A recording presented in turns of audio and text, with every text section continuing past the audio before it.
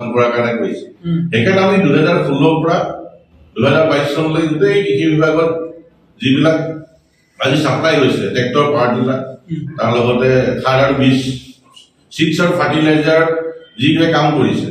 এইকেইটা ফাৰ্মৰ উপৰিও সকলোকে তদন্তৰ আয়োগত আনিবৰ কাৰণে আমি আহ্বান জনাইছো আৰু এজন দায়িত্বশীল কৃষি মন্ত্ৰীয়ে এনেকে দায়ী কৰা মন্তব্য দিয়াটো আমি পৰিতাপৰ বিষয় সেইকাৰণে গোটেই বিষয়বস্তু আমি গুৰুত্ব সহকাৰে লৈছো আৰু এসপ্তাহৰ সময় আমি বান্ধি দিছো আৰু এসপ্তাহৰ সময়ৰ বিষয়ে যদি কোনো ব্যৱস্থা গ্ৰহণ নকৰে আমি দিল্লীত গৈ পেলাই প্ৰধানমন্ত্ৰী কাৰ্যালয়ত আমি অভিযোগ দাখিল কৰিম আৰু ইতিমধ্যে আমি যোৱা সময়ত RTI কৰিছিলো এই বিষয়বস্তুটোৰ ওপৰত কিন্তু তেওঁলোকে আমাক সঠিক তেনেকুৱা কোনো ধৰণৰ নিদিলে দায়ী কৰা কিছুমান ডাটা আমাক দিছে মানে কিমান মান পাইছিলে তাত মানে দুৰ্নীতি হোৱা কিমান মান টকা তেওঁলোকে আমাক দেখাইছে ডিষ্ট্ৰিক্ট ৱাইজ আমি গোটেই খানাপাৰা ডাইৰেক্টৰ অফিচত গৈ পেলাই আমি ডিষ্ট্ৰিক্ট ৱাইজ প্ৰতিখন ডিষ্ট্ৰিক্টত পাৱাৰ টিলাৰ কিমান বিতৰণ হৈছে ট্ৰেক্টৰ কিমান বিতৰণ হৈছে বা সাৰ আৰু বীজ কোন কোন প্ৰতিষ্ঠানে পাইছে সবিশেষ বিচাৰিছে তেওঁলোকে নিদিলে তেনেকুৱা কাৰখানাত চুক্তি হৈছিল সেইখিনি দিছে কিন্তু আমাক ডিটেইলছ সেইখিনি নিদিলে সেইকাৰণে আমাৰ সন্দেহ হোৱাৰ লগে আমি পৰ্যায়ক্ৰমে আমি যোৱা মাৰ্চ মাহত আমি RTI কৰিছিলো তাৰ লগে লগে সময়বোৰ বাগৰি গ'ল আমি যোৱা সেইকাৰণে 25 নৱেম্বৰ তাৰিখে প্ৰেছ মিটখন দিলো দি পেলাই দেখিলো যে অতুল বৰা ডাঙৰীয়া কৃষি মন্ত্ৰী ডাঙৰীয়াই ব্যৱস্থা গ্ৰহণ কৰিব লাগে আমিতো আৰু কাৰো মানে যিবিলাক মনে সজা ভিত্তিহীন বুলি কৈছে সেই তদন্ত কৰক তদন্ত কৰিলেতো ওলাই পৰিব না তদন্ত কিয় নকৰে তেখেতে দায়ী কৰা মন্ত্ৰী কিছুমান স্বাৰ্থমন্ত্ৰী ব্যক্তিবিলাক কৰা বুলি কৈছে তাৰ লগে লগে কৈছে মনে সজাৰ অভিযোগ যদি আমাৰ অভিযোগটো মনে সজাই হয় তদন্ত কৰক সেইকাৰণে আমি প্ৰত্যাহ্বান জনাইছো বা আহ্বান জনাইছো যে তেখেতে যি এইটো কৈছে যে কিছুমান স্বাৰ্থমন্ত্ৰী মানুহে মনে সজা অভিযোগ আনিছে আমি মনে সজা যিটো অভিযোগ সেই মনে সজাটো তেওঁ প্ৰত্যাহ্বান জনাইছো তেওঁ তদন্ত কৰক তেতিয়া ওলাই পৰিব নহয় যিয়ে শক্তি এণ্টাৰপ্ৰাইজ তাৰপিছত ৰাজা এণ্টাৰপ্ৰাইজ আৰু শ্ৰীকৃষ্ণ এণ্টাৰপ্ৰাইজ এই এণ্টাৰপ্ৰাইজ কেইটাই প্ৰতিষ্ঠান কেইটাই 2016 চনৰ পৰা 2022 চনলৈ কিমান টকাৰ কাম পাইছে আৰু তেওঁলোকে কাম কিমান কৰিছে এই গোটেই বস্তুখিনি তদন্ত কৰিলে গোটেই বিষয়বস্তু ওলাই পৰিব সেইকাৰণে আমি আহ্বান জনাইছো আজি সংবাদমেল যোগে বা আপোনালোক সংবাদ প্ৰতিষ্ঠানৰ জৰিয়তে গোটেই বিষয়বস্তু গুৰুত্ব সহকাৰে লৈ কৃষকৰ স্বাৰ্থত যাতে গোটেই কামবিলাক কৰে সেইটো আমি আহ্বান জনাইছো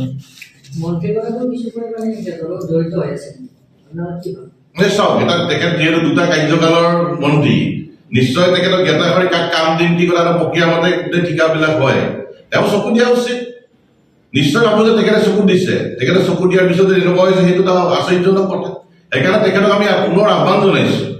সবিনয়নে তেখেতক আহ্বান জনাইছো তেখেতে যে বিষয় তেখেতৰ যিটো বিভাগ কৃষি বিভাগ গুৰুত্ব এখন ৰাজ্যৰ কৃষি আৰু যিহেতু স্বাস্থ্য আৰু শিক্ষাই গুৰুত্বপূৰ্ণ এটা বিভাগ সেইকাৰণে কৃষকৰ স্বাৰ্থত যাতে কাম কৰিব লাগে আৰু কিছুমান ঠিকাদাৰক যাতে লুণ্ঠনৰ মানে হাতুৰাত মানে তেওঁলোকক লুণ্ঠনৰ বাট এৰি দিব নালাগে তেওঁলোকক কঠোৰভাৱে দমন কৰিব লাগে আৰু সকলোকে কাম দিব লাগে দেখা গৈছে কংগ্ৰেছৰ দিনৰ পৰাই কৃষি বিভাগটোত এচাম বচা ঠিকাদাৰে কাম কৰি আছে তেওঁলোকে কেনেদৰে টেণ্ডাৰ মেনেজ কৰে এটা প্ৰক্ৰিয়া থাকে আমি জানো এই বিষয়টো আমি জানো কেনেকে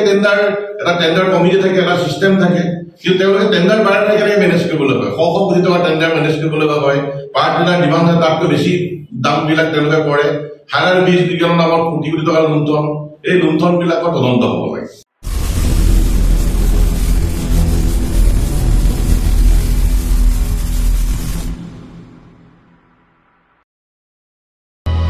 অসমবাসী তথা ডিমৰীয়াবাসীৰ বাবে সুখবৰ কামৰূপ মহানগৰ জিলাৰ সোণাপুৰত স্থাপন ডিমছ হাস্পতাল এণ্ড নাৰ্ছিং হোম উপলব্ধ বিভাগসমূহ general medicine gynaecology general and laparoscopic surgery orthopaedic surgery paediatrics and neonatology palliative medicine pain clinic dermatology ENT urology দুৰ্ঘটনা আৰু জৰুৰীকালীন সেৱাৰ বাবে 24 ঘণ্টাই উপলব্ধ ডিমছ হাস্পতাল এণ্ড নাৰ্ছিং হোম অত্যাধুনিক সা সুবিধাৰে পৰিপূৰ্ণ ডিমছ হাস্পতাল এণ্ড নাৰ্ছিং হোমত উপলব্ধ digital X-ray 24 hours pathology ECG PAC clinic 24 hours RMO doctors ঠিকনা বৰঘাট সোণাপুৰ কামৰূপ মহানগৰ জিলা যোগাযোগৰ নম্বৰ 8009040080